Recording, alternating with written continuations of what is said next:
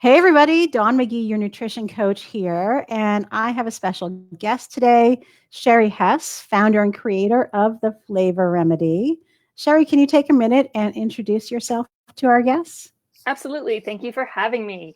So, yeah, my business, The Flavor Remedy, is kind of a new concept in looking at health and nutrition through the lens of flavor and not just from the aspect of that we want things to taste good, but that flavor actually talks to our bodies when it comes from the right sources. Thank you for having me. For sure. And I love that. I recently took your Flavor Remedy course and I had some really amazing takeaways. One was that flavor is not just fun, it's functional.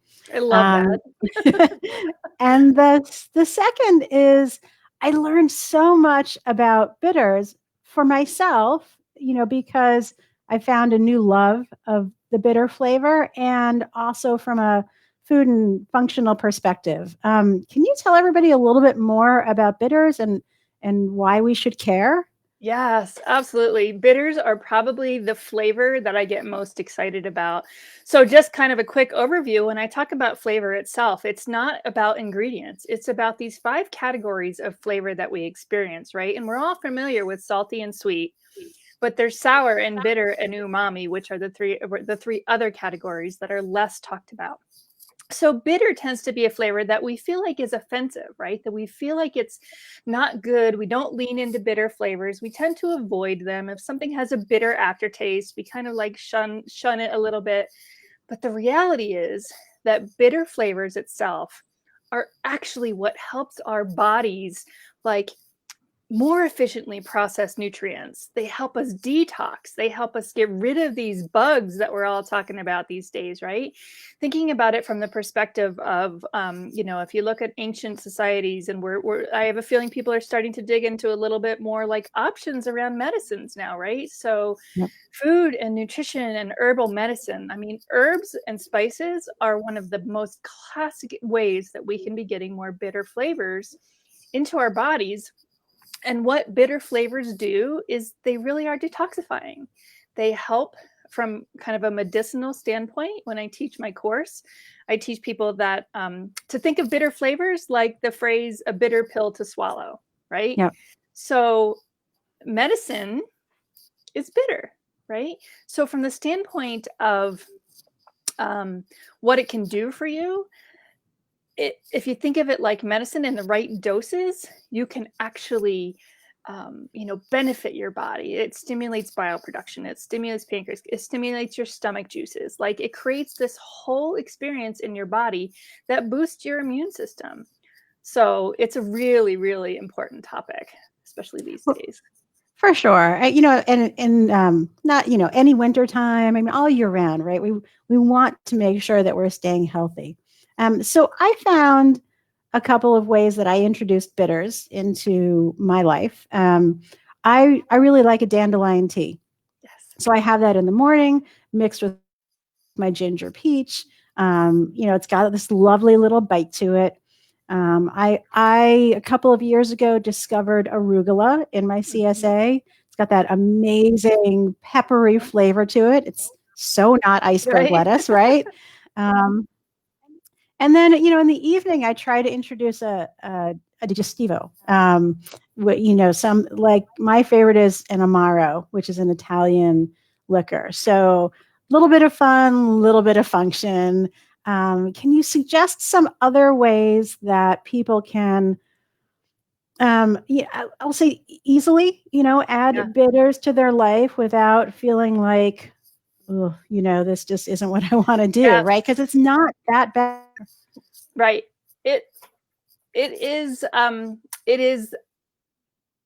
one of the best ways to incorporate bitters into your life is to think of it again, not in this like overdosing way. So people, I saw this happen a lot when turmeric started getting a lot of press, right? And turmeric is a bitter herb, so that is a way that you can incorporate it in. But as soon as bitter turmeric started getting all this press, people were going out and buying big jars of turmeric and dumping it on their food, and they were like, "Oh my god, I can't eat this," right? Because it's really bitter and strong. So the key with incorporating bitter flavors is that you balance them with other flavors. You don't just take bitters straight up, right? So I find that the two best flavors that complement bitters and kind of make them more palatable are sweet. But when I say sweet, I don't want you to, obviously we're talking natural nutrition here. We don't want to be indulging in sweetness, but like a little bit of juice, fruit juice, or something that can balance out that bitter from a sweet perspective. The other thing is the umami flavor. So if you're doing your arugula salad and you're putting olive oil on it, or some kind of a nice healthy oil, it's a way to make things less bitter. So from the standpoint of how do you take more bitters, balance them with other flavors is my first suggestion. Salt can also do that. Salty flavors, not straight up salt. Like incorporating more kind of salty things with it can help to balance that bitterness. So things like celery and other herbs that have a saltiness. But from the actual standpoint of foods that you can incorporate, everything that you mentioned, right? So any kind of green outside of iceberg lettuce, so kales, leafy greens, mustard greens, anything that has that radicchio, which is that little purple, almost cabbage looking. Yeah. Yep. Really, really good bitter green, it's not green, but it's a really good bitter flavor. And again, because bitter is so powerful, you don't have to sit and eat a whole bowl full of radicchio. Cut it into small slices, sprinkle it on top of your salad, let it just be this kind of medicinal level of bitter flavors.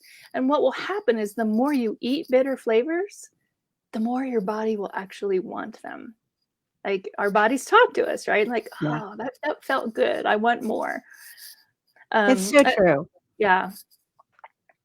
And another way that I always kind of talk about bitters in a cool way is that, if you think about an apple, I use this example and I did it with you in the course, right? You think about an apple, which for the most part, we think of it as a sweet fruit, right? We're taking a bite of an apple. There's elements of sour because, especially if you're going for like a Granny Smith, but the skin of the apple is bitter. It's what protects, it's the medicine for the apple, right? So that bitter flavor that's built in to the apple is also beneficial to us as we eat it. Right. And from a nutritional perspective, we say that that's where the nutrition is. The nutrition lies in the skin. Yep. The fiber is there in the skin. So I love the blending of flavor and nutrition and how they all coincide with pretty much the same message, which is fascinating to me. It is. And like if you think about things like in conversations around flavonoids and polyphenols, right? Like those are conversations that we have, but no one's tying it to the flavors. Right. And like our bodies are born to experience these categories of flavor, right? And it's exactly why, because this is the nutrition. And by like eating processed foods where they purposely avoid bitter flavors, because not only are they medicinal, but I think the reason why you've incorporated them is they also become this way that your body feels satiated, right? So it helps your body to feel satiated when you're eating, because you're adding this kind of like medicinal level of, okay, your body says, I've had enough, right? So it's really just so powerful in so many different ways. Besides the fact that it's medicinal, it also helps satiate your body. It balances blood sugar. It just stimulates all the processes, all the natural processes in your body to put you in a better state. So, it's bitters true. are my favorite.